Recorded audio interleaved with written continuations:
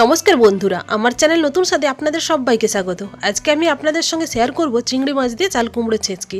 অনেকে এই সবজিকে অপছন্দ করে, কিন্তু এইভাবে রান্না করে খেলে বারবার খেতে ইচ্ছে করবে। চ্যানেলে প্রথমবার হলে চ্যানেলটিকে অবশ্যই সাবস্ক্রাইব করে দেবেন আর পাশে থাকা বেল আইকনটিকে অন করে দেবেন, যাতে নতুন নতুন রেসিপি সবার আগে আপনার কাছে পৌঁছায়। আমি এখানে 150 গ্রাম ফ্রেশ চিংড়ি মাছ কেটে ধুয়ে পরিষ্কার করে রেখেছি। মাছটিকে নুন ও হলুদ মাখিয়ে 5 মিনিট রেস্টে রেখে দেবো। একটা মাঝারি সাইজের কচি চাল কুমড়ো সরু সরু করে কেটে নিয়েছি, আর একটা বাটিতে মাঝারি সাইজের একটা আলু কেটে রেখেছি।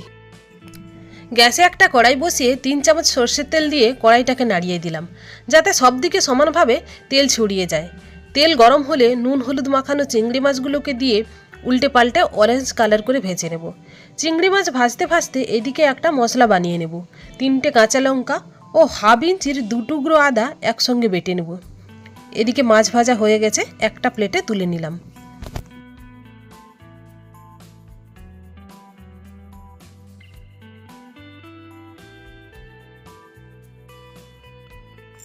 সেই কড়াইতে আরও কিছুটা তেল দিয়ে তেল গরম হলে গ্যাসের আঁচটা লোতে রেখে একটা তেজপাতা ও 2টো শুকনো লঙ্কা দিয়ে দিলাম।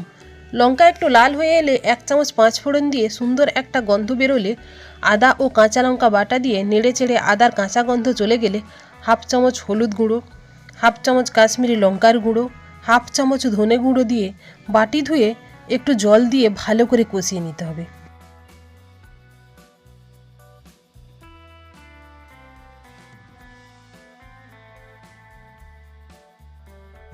দেখুন, মশলা থেকে তেল ছেড়ে দিয়েছে।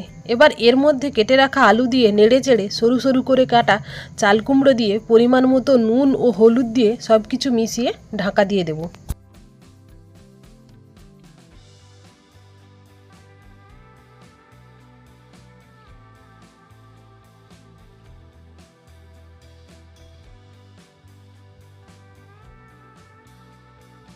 কিছুক্ষণ পর ঢাকা খুলে খুন্তি দিয়ে নাড়লে দেখতে পাবেন সামান্য জল বেরোবে। ওই জলে চাল কুমড়ো সেদ্ধ হবে না, চাল কুমড়ো সেদ্ধ হতে সময় লাগে। তাই এই বাটির হাফ বাটি জল দিয়ে 5-7 মিনিট ঢাকা দিয়ে সেদ্ধ করে নেব।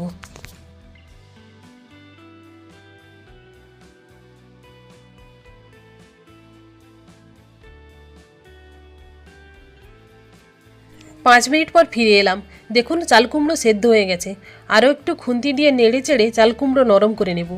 এরপর এর মধ্যে ভেজে রাখা চিংড়ি মাছ দিয়ে ভালো করে মিশিয়ে ঢাকা দিয়ে আরও 2 মিনিট রান্না করতে হবে।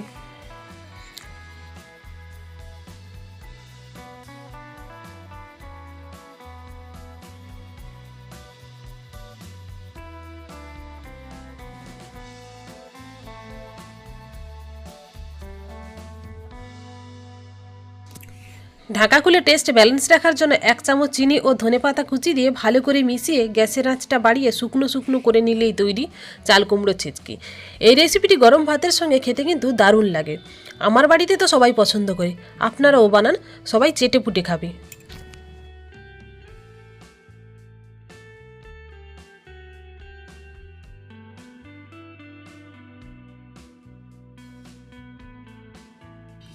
চাল কুমড়োর ছেঁচকি পুরোপুরি তৈরি।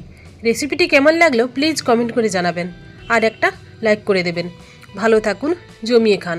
টাটা।